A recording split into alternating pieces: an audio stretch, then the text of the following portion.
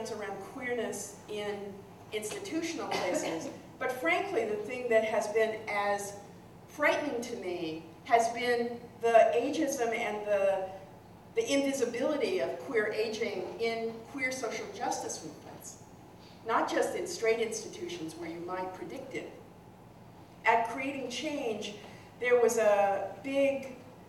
one year there was a big workshop on sexuality. And one of the women that stood up to talk and ask a question self-identified and said, I'm a 70-year-old femme, and that's about as far as she got, and everybody started laughing. Because she was a 70-year-old self-identified femme. And she left that room crying and saying, I can't ever come back to Creating Change because the way that I'm a sexual person as an older person has no place here. And people have no understanding that I remain as much the person that I was when I was 30 as I am at 70. And when I say that, people think it's a joke. They think it's funny that I would still have a femme identity and be 70. When I was talking to somebody that was the executive director of a LGBT community center, he said to me, I really need help getting funding because we have a lot of old people that are coming and we don't have any kind of programming and we don't have a case manager, we don't know how to help them with what they need, and so I really need help thinking that through and getting some funding in place because we really need to be doing something around LGBT aging. And I said, okay, I'd really like to talk to you about that because there aren't many places that even bring it up. And he said, but I have one concern. And I said, what's the concern? And he said, well, I don't want a lot of old people in the lobby. He said, our center is based on youth work.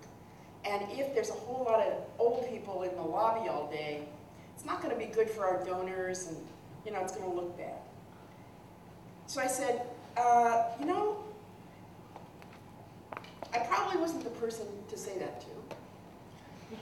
And here's why. I don't send any LGBT person to an institution that's going to treat them like a piece of shit. And I don't send an old queer person to an institution that's going to treat them in that kind of way and doesn't want them. It doesn't matter that you're LGBT. If they're not welcome here, I'm not going to help you set up a program that then is going to discriminate against exactly the people you say you're serving. It is, I think, an enormously important issue. And the way that we need to begin talking about it also is that identities, gender identities and sexual orientation identities don't happen. You don't only come out when you're young. People come out through the lifespan.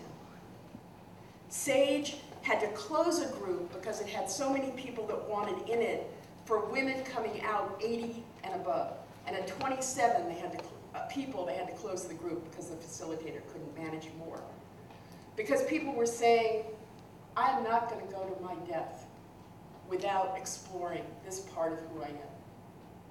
So the other piece of it that I really want you to see is that in the aging process, there are new activists, not old activists like myself, but new activists coming into queer identities, queer politics, queer social justice understandings who are older and who need a place to be valued in that older life experience and who have a history that's very different than if you came out like I did as a teenager.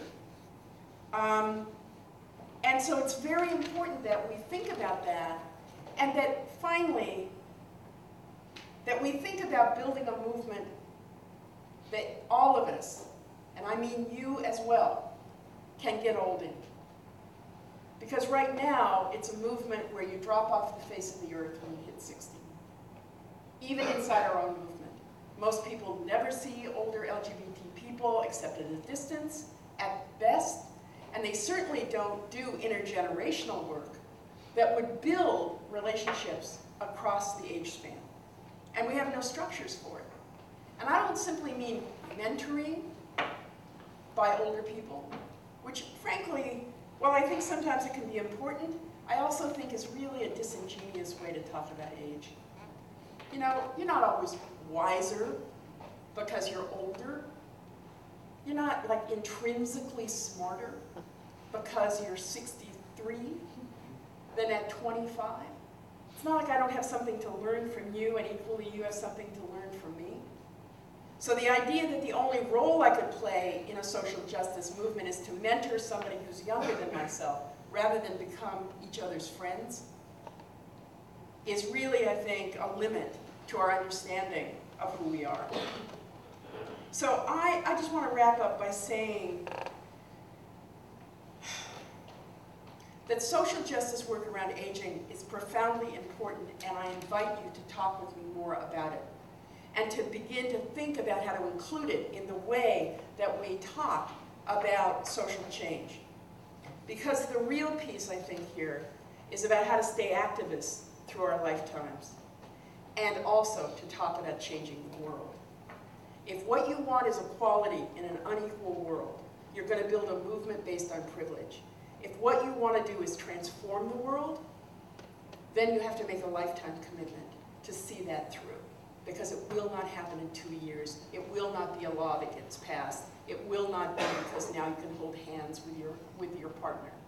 It will be because the world is different. And we're a part of that world that needs to be different. And we will define the way that the intersections happen around queerness, around class, around race, around disability, around activism, in completely brilliant ways as social justice activists who are queer. Aging has to be a part of what we do and how we advocate for our own communities.